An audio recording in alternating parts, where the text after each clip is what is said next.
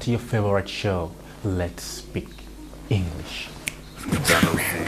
Hello, welcome to your favorite TV show. It's Let's Speak English TV show, brought to you by Royal International Institute, courtesy of Royal HD TV. Like I promised in the last show, I'm going to bring something very interesting for you this time.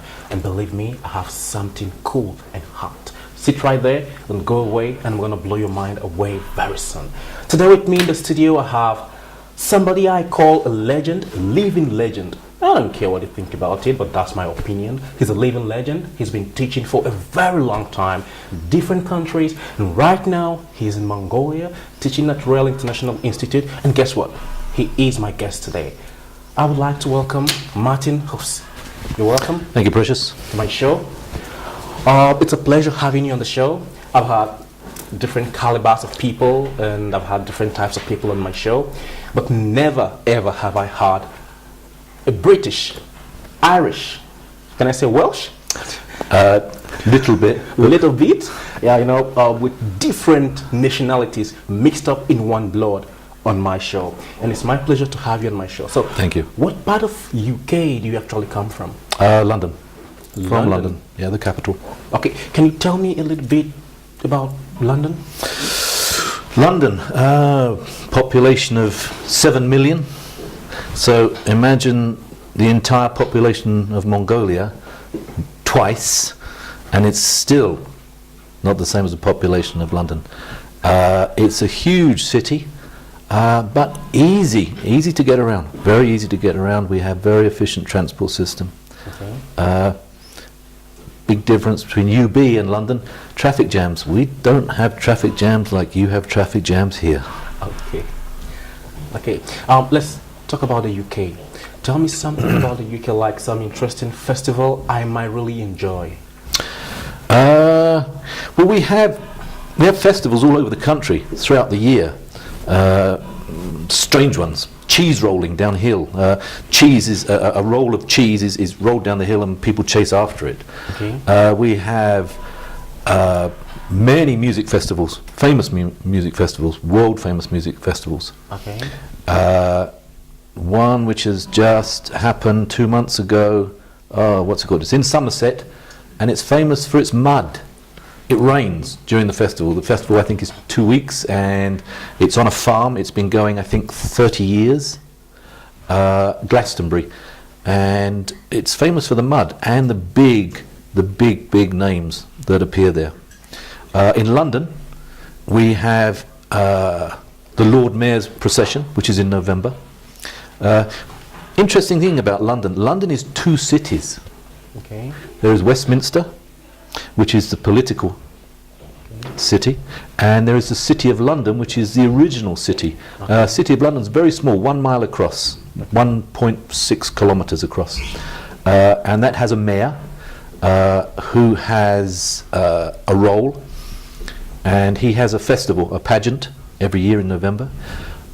New Year's Day, we have American, what do you call them? These girls who dance at football events and bands. Cheerleaders. We have hundreds and hundreds and hundreds of them come for the New Year's Day pageant. Throughout the year, Gay Pride in the summer. That's a very big pageant now. And numerous small pageants. In the summer, every day, Buckingham Palace, watch the changing of the guard with thousands and thousands of tourists. London is rich in historical pageantry. Okay, I have a bugging question I wish to ask you.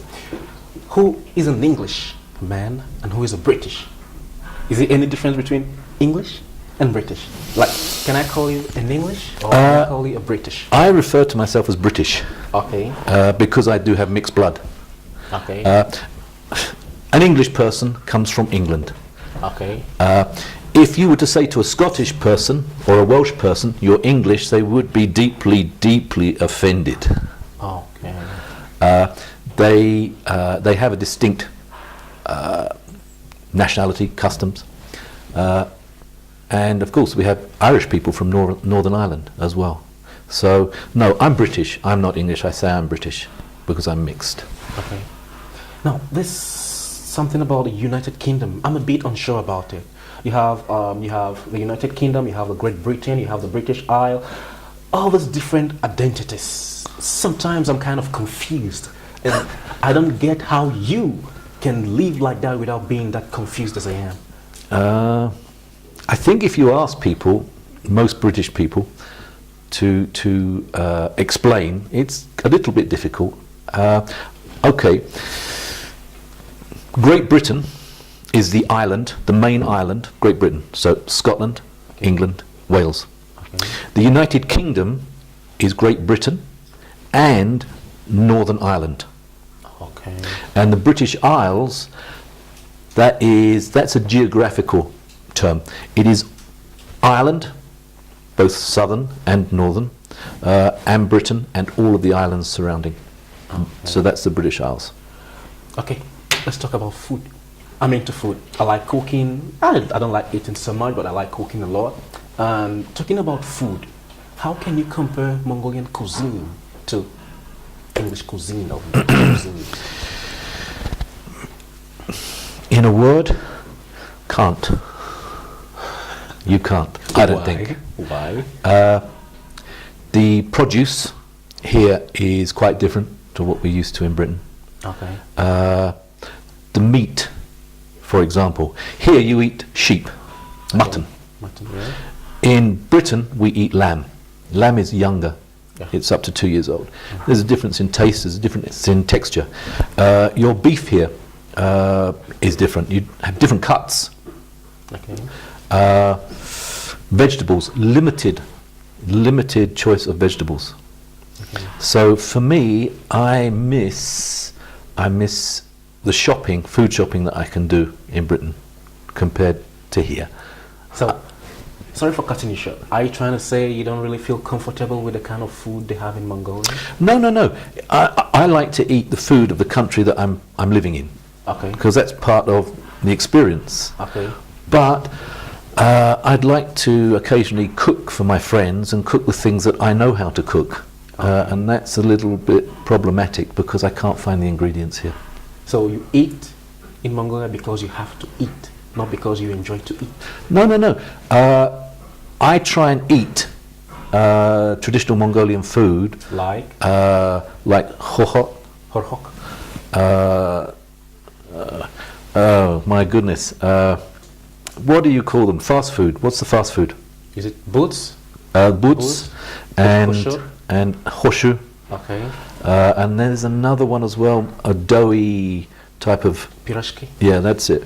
So I want to try these things. It's not easy finding them. Okay. Mongolian restaurants here. Traditional Mongolian food. I need to go with Mongolian people and they guide me. But yeah, I mean, I don't want to just eat British food here. But I would like to prepare food for friends. And so finding the ingredients is a little bit difficult. Okay, let's talk about people. My stay in Mongolia, I have some kind of impression about Mongolians. And some people have asked me some questions about British people. So don't get me wrong, it's just, what I mean. So are they conservative? Like, how do they treat foreigners? How do they welcome foreigners? Are they welcoming? Are they warm? Or are they kind of cold? When I was teaching in London, students, and I asked this question to students, and they said they were surprised because they had been told all their lives that British people are cold people, very aloof, very conservative. And when they came to London, they discovered that is not how it is. I think British people are very welcoming. We've had immigration into Britain for nearly 2,000 years. Okay. So we are well used to foreign people in Britain. And we had mass immigration just after the Second World War in the 50s. London is multicultural. Walk down Oxford Street, major shopping street in London. During the summer, I think you'd find it difficult to find 10 out of 100 people, 10 people who are British. There will be foreigners. Okay, I'm going to start with you right now. How many Mongolian friends do you have in Mongolia as a British guy? 1, 2, 3, 4. About 5. About 5. Now, how long have you lived in Mongolia? 2 years in January. So in 2 years with 5 friends, does that make you open or conservative? The problem I had for the first year here was I did nothing but work. Nothing but work. Okay. Even now I seldom go into UB. I live in the suburbs. Okay. When I go drinking with my buddies, they are a mixture of people from all over the world: Australians, New Zealanders, Americans, Canadians, Brits, some Europeans.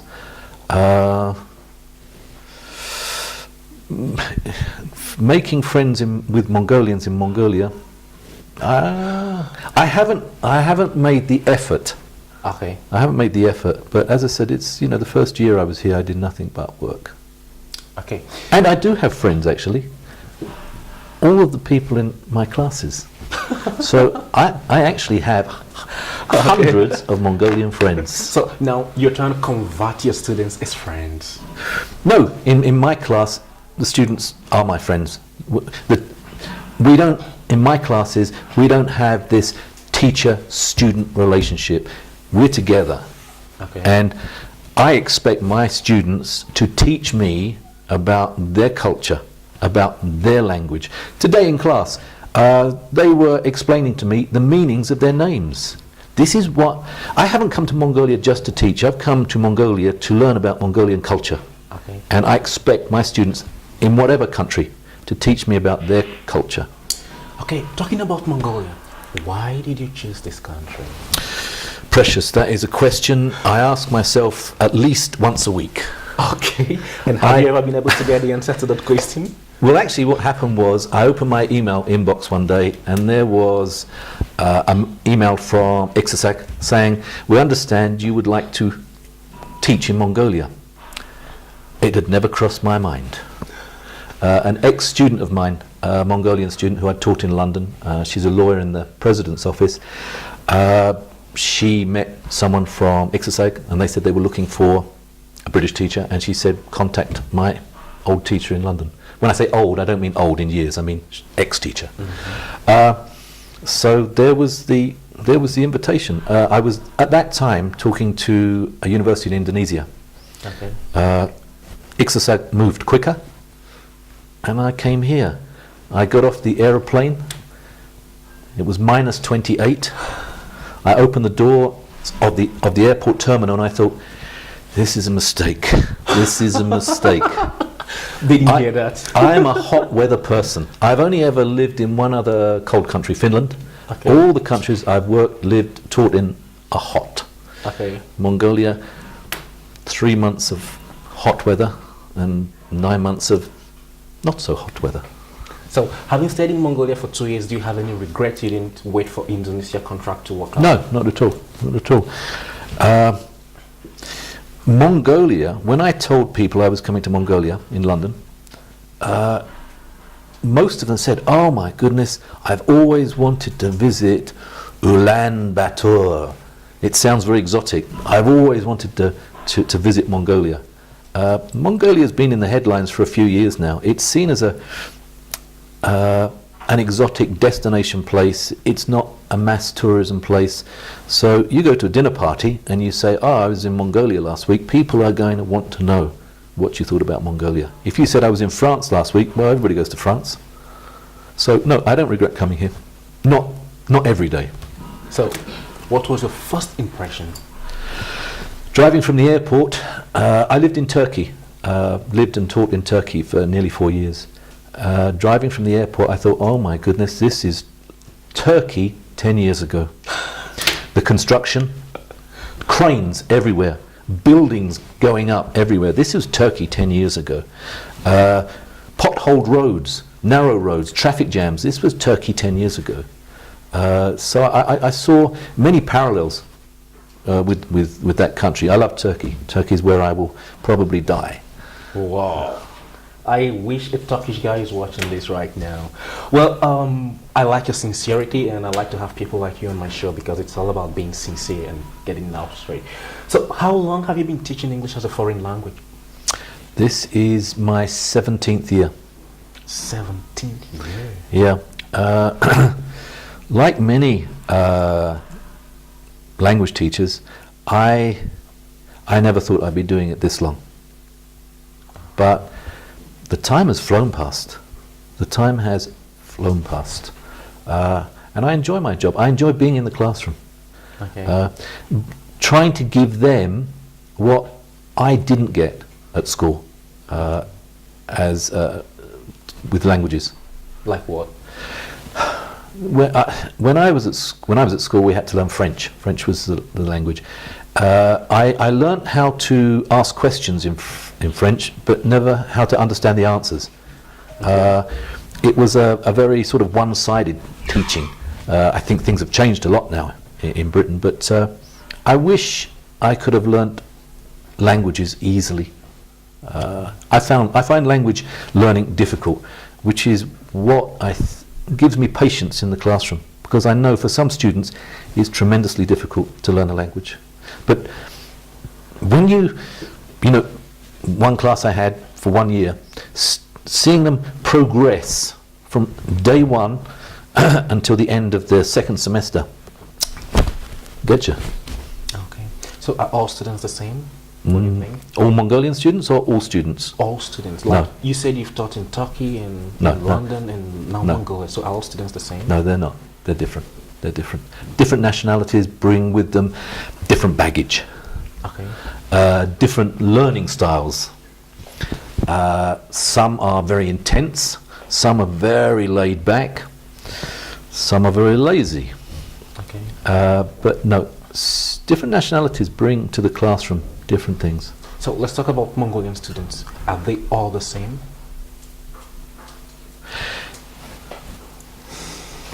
Guys, I'm sorry, I'm going to have to tell the truth now. And you just have to listen to the truth now. Mongolian girls are easier to teach. Okay. They are harder working. Okay.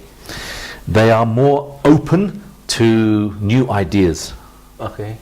That's not to say all Mongolian boys are the opposite, no.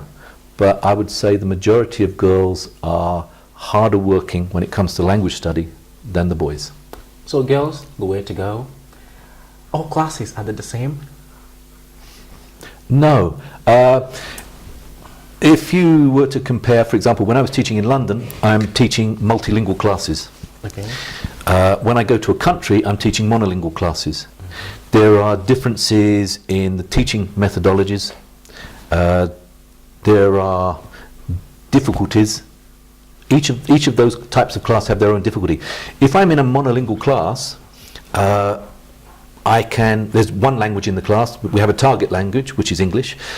I can get let's say Mongolian teacher can explain things to them in Mongolian at beginner level very quickly. So we can move past beginner level quite quickly. Problem, once they get to elementary, pre-intermediate, intermediate, trying to get them to actually use the target language, English, is difficult. They revert to Mongolian as soon as my back is turned. Okay. Which means learning process for them is longer. In a multilingual class, I'll have 2 or 3 Mongolians, Spanish speakers, French speakers, German speakers, Russian speakers. I can mix them up. They have to learn, they have to use English to communicate. Mongolian speaker speaking Mongolian to a Spanish person isn't going to work. So for me, multilingual classes I think are easier. More effective. They're more effective, they learn faster. In London, I would expect a student at beginner level, 9 months later, 12 months later, to be at intermediate level, good intermediate level. Thank you very much, Mr. Martin, for your time so far. Guys, we'll be right back in a short while after the short break. Stay tuned, don't go anywhere. It's Let's Speak English TV show.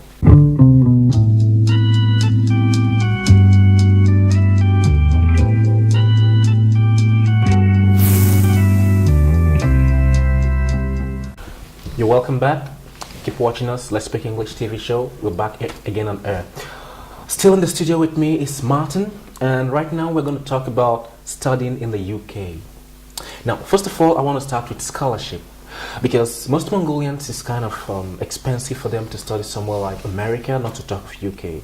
And from my experience, I can tell you that studying in UK is far much more expensive.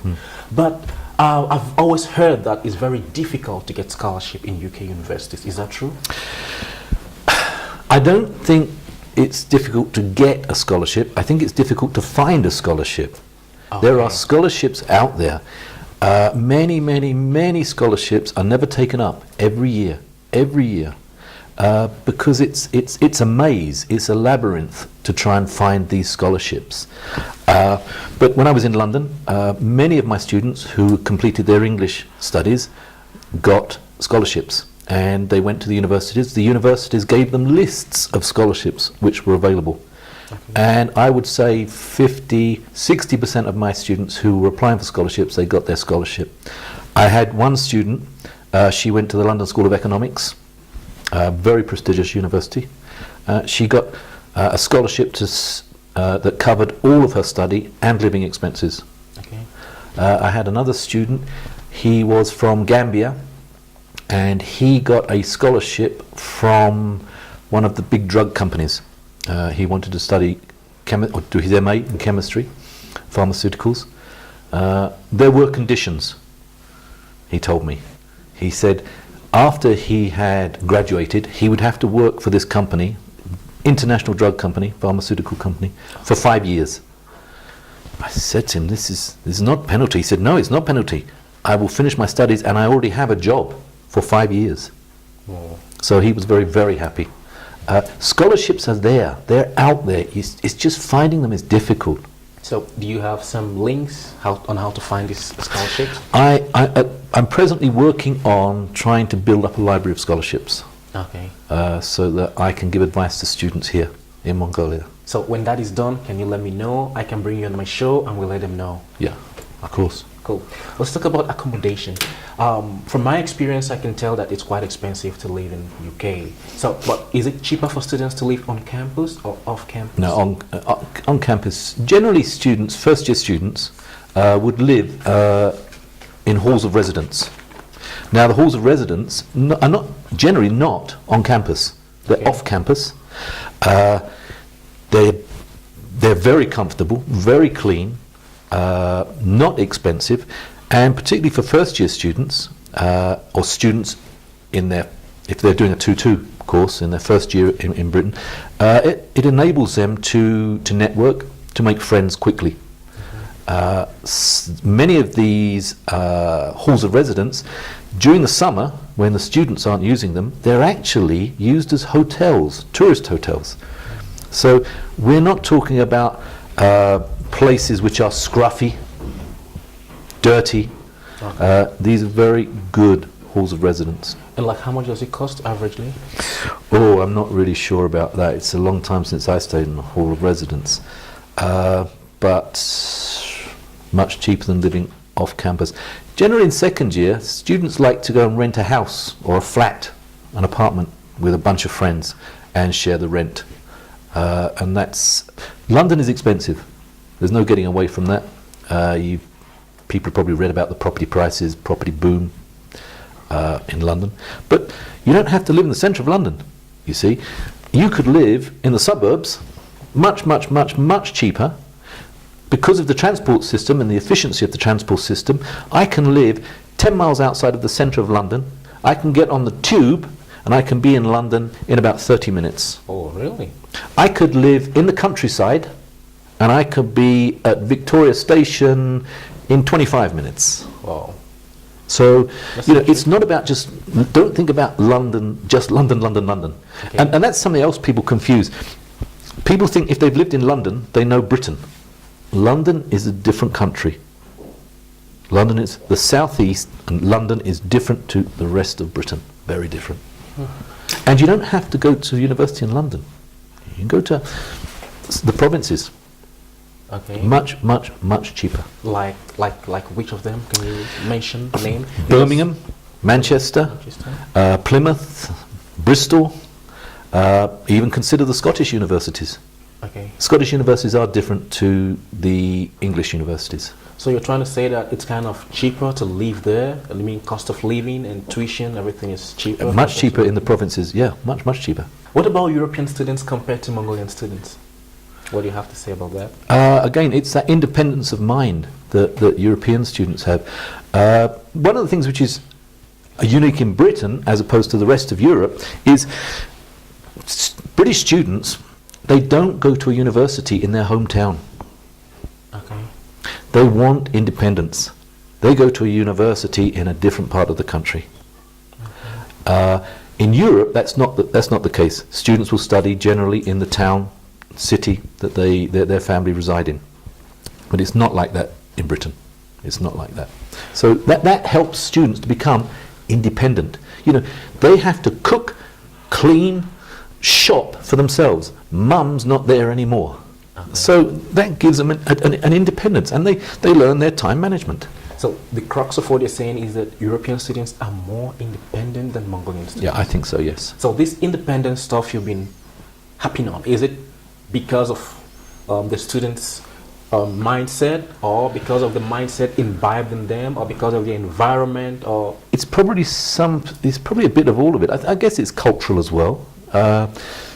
Mongolian families are quite sort of, they have strong bonds. In Mongolia, you don't have that many cities to choose from. And there's a financial aspect as well. So I think it's difficult maybe for Mongolian students to have that independence of mind that Europeans enjoy. And it's historical and cultural, I guess. Okay, I was told once by a friend that it rains pretty much in London, and he was trying to say he didn't enjoy his stay because of the rain. And personally, I like fun, and I know some students watching this right now, they like fun. And most students in Mongolia, they tell me, oh, they hate rain, it affects their mood. So if I were to be a student in London and it rains, what else can I do? What kind of activity? What can I do for fun? How can I cope with? It rains in Britain, yes. It is a myth that it rains all the time. It doesn't. It doesn't. Perhaps the viewers would like to check. Look at the precipitation of Mongolia and the precipitation of Britain. I think you find it rains more. You have more rain in Mongolia than in Britain. Okay. Like seriously? Seriously, I think, yeah. Actually, for about the past 6-7 years, we've had a drought in the southeast of England, where water use is restricted because we don't have enough water. And even if it does rain in London, there's plenty of things to do that don't require you to be outside getting wet. There are the museums, there are the galleries, there are the exhibitions, and by the way, these are usually all free. So there's lots and lots and lots to do in London. Are you kidding me? Like, I dress up, I go to the museum, and I don't pay anything? You don't pay anything for the national collections, no. For some exhibitions, special exhibitions in the museum, yes, there's payment. But you know, you can visit the British Museum, the Natural History Museum, the Science Museum, the War Museum, the RAF Museum, Medical Museum. I don't know how many museums there are in London, but not less than 50. Okay, now let's talk about choice of university. What question do you suggest I consider about choosing a university? If I want to choose a university, I have 4 questions in my mind. Which one would you advise me to go for? 1, will my degree be recognized internationally? Or will my education be of the best quality? Or will I be taught by qualified and experienced teachers and lecturers? Or will I have the opportunity to graduate from a foreign university? Okay, in Britain, the award of degrees is regulated by law. Okay. It's regulated by law, and the government ensures quality. There are 160 awarding bodies in Britain and 700 institutions which can teach graduates and undergraduates. You can be assured that a degree awarded in Britain from a British university is recognised internationally. Okay. Okay, we're almost coming to the end of the show. I have a couple of questions more for you. Now, I want to shift you over to Royal Academy. We have some students who plan to go for 2+2 program. What advice can you give to them? What do you have to tell them about this 2+2 program we run at Royal Academy? I would say to all students, consider 2+2 program. Why? There is an added value of studying in 2 years in Mongolia and 2 years in a foreign country. Studying for 2 years in a foreign country gives you another dimension, another perspective on life. You will learn somebody else's culture. When you come back to Mongolia, international companies, I think you will have an edge over someone who has not studied abroad. Okay, so what about the money involved in this? Actually, it's not that expensive. You've got to look on your education as an investment. Just as you look at a place to put your dollars, your tugrat, so you get interest, well, that's your education. Your education, you're going to spend 4 years, if you just do a BA or a BSc, that's for life. Okay. That's for life. So the crux of what you're saying is the money doesn't really matter. The most important thing is the knowledge you get, the education you get is the most important thing. That's the most important thing. Of course, finance is an aspect that has to be considered.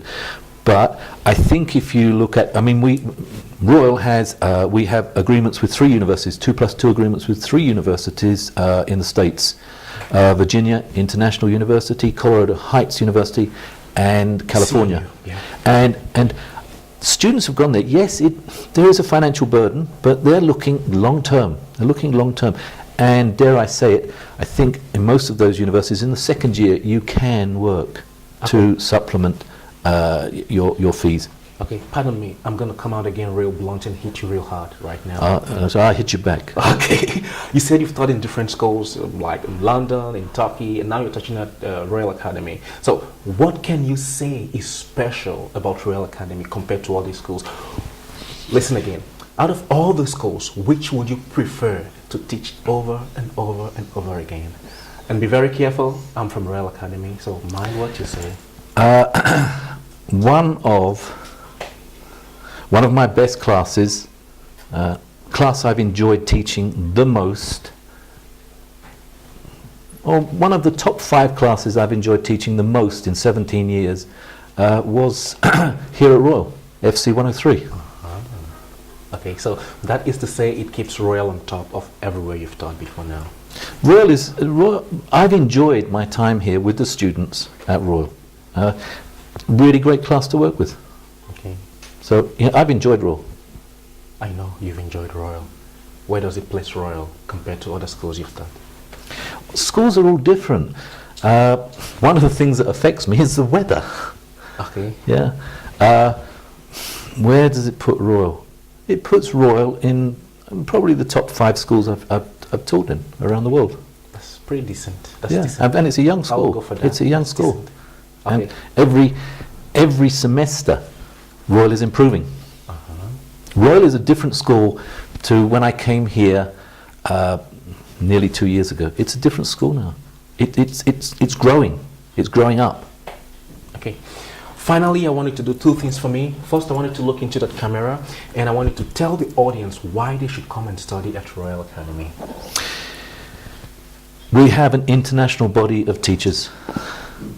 We are a relatively small school. Teachers will know your names. All teachers will know you. There will be a relationship between your lecturer, your teacher, and the student. I don't think you get that in big institutions. If you ask Royal students, and I've said, why did you choose Royal? They said, international. My education is in English, and it's a small school. It's not thousands and thousands of students. So I would say come to Royal because it's a family. It's like a family. And we get to know each other.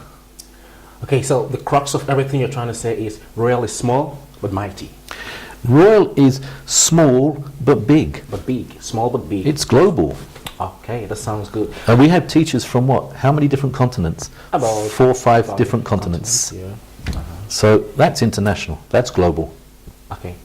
Now, as a teacher, And as an international living legend, what can you tell families watching this show about their education and improving their English language?